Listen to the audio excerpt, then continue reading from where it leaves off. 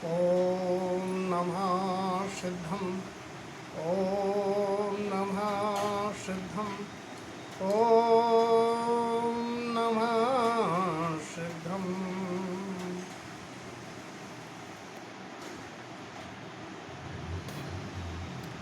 दिनांक 23 सितंबर ईस्वी सन 2020 अर्थात कल से समस्त दिगंबर जैन धर्मावलंबी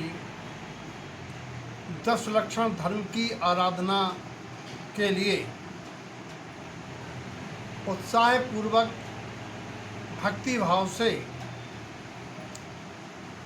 पर्व मनाने की तैयारियों में जुटे हैं। 10 लक्षण पर्व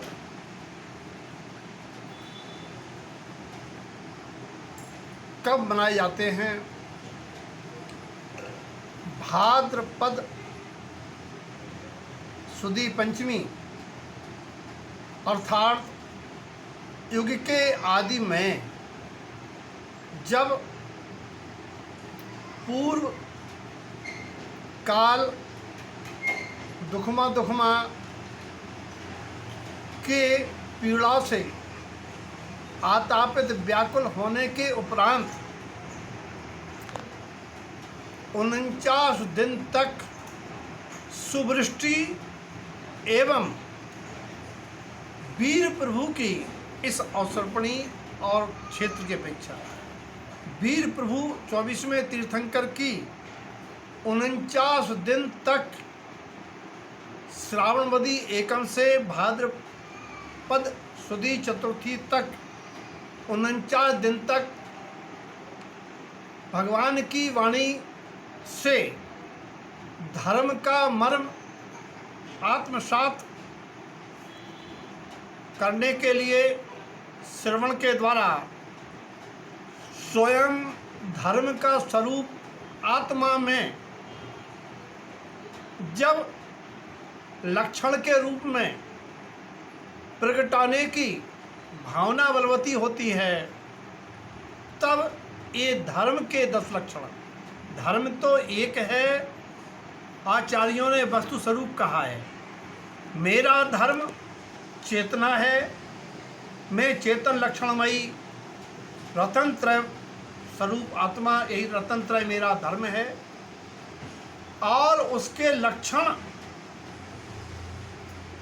से जो उत्तम क्षमा मार्दव आर्जव शौच सत्य संयम तप त्याग आकिंचन ब्रह्मचर्य ये 10 लक्षण हैं।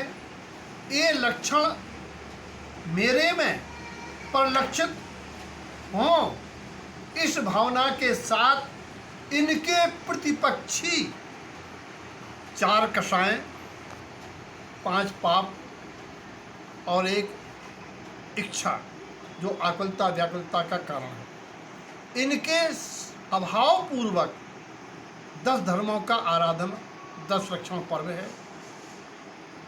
इनको पर्व भी कहते हैं क्योंकि पर्व का मतलब होता है रब। रब माने होता है ईश्वरत्व, ईश्वर अपने ईश्वरत्व को, अपने परमात्मा स्वरूप को अनुभव करने का। और पस रतनत्रय व वर्तन अर्थात रतनत्रय स्वभाव में परिवर्तने का हेतु है पर्व। जिस प्रकार से गन्ने के पौने को पर्व कहते हैं, ऐसे ही अपने से अपने को जोड़ने के लिए पर्व होता है। कुछ लोग व्रत भी कहते हैं। व्रत का अर्थ ही है पापों से विरक्त होने के लिए। और इन धर्मों के आराधक जीव अपने दैनिक जीवन में नाना प्रकार के यम नियम संयम धारण करके जिस प्रकार से जीवों की हिंसा बचे, विराधना बचे, इंद्रिय विषय अभिलाषा रुके और स्वयं ही आत्म स्वभाव का चिंतन मनन ध्यान जाप आदि के माध्यम से निराकुलतामय जीवन चले, योगमय। क्योंकि त्यौहार और पर्व में यही अंतर होता है कि त्यौहार भोग के लिए होते हैं और पर्व योग के लिए होते हैं और अपने प्रयोगों की सरलता के लिए होते हैं। इसीलिए इनको हम पर्व और व्रत कहते हैं।